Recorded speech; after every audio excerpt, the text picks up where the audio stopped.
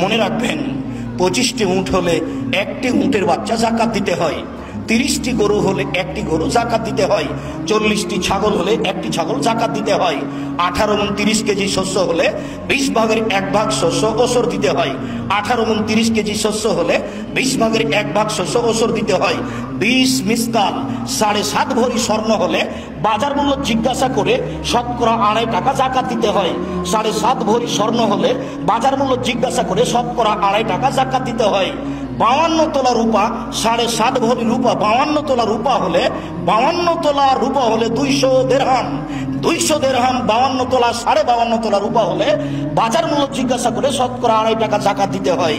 এইবার রূপা নয়, স্বর্ণ নয়, আপনার দোকান বরাদ্দ করা আছে, যে টাকা সহজে নেওয়া যাবে, মানুষকে ঋণ জাকাত দেওয়া আছে, ঋণ কর্জ যেটা সহজে নেওয়া যাবে, যেটা ছেলে মেয়ের নামে ডিপিএস খোলা আছে সেই টাকা, যেই টাকা ব্যবসায় দেওয়া আছে সেই টাকা, যেই টাকা ব্যাংকে আছে, সব মিলে যদি রূপার হিসাবে প্রায় 30, 35, 40 হাজার টাকা হয় তাহলে শতকরা 2.5 টাকা জাকাত দিতে হবে।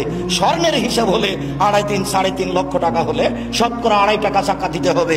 এই ধরনের যত টাকা জমা আছে ব্যাংকেও আপনার কাছে, ব্যবসা বাণিজ্যে, সব টাকা যদি স্বর্ণের হিসাবে প্রায় 3 লক্ষ টাকা হয়, রূপার হিসেবে যদি 35 থেকে 40 হাজার টাকা হয় তাহলে শতকরা 2.5 টাকা জাকাত দিতে হবে। আপনি জাকাত দিতে বাধ্য। শুনুন, গমা সাপ ঘরে থাকতে পারে, থাকলে দংশন করবে এ কথা নয়, করেও যদি একজন মারা যাবে। আর যদি ওই অর্থ সম্পদ থাকে যে অর্থ সম্পদের ওসর জাকাত বের করা হয়নি, তাহলে সারা পরিবার মারা যাবে, কেউ রক্ষা পাবে না, সবাই জাহান্নামে যাবে।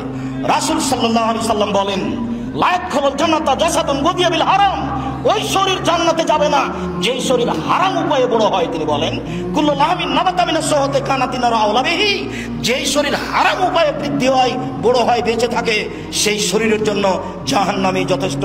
গমা সাপ বাড়িতে থাকলেই দংশন করবে এই কথা নয়, করলেও একজন মারা যাবে, বাড়ির সবাই মারা যাবে না।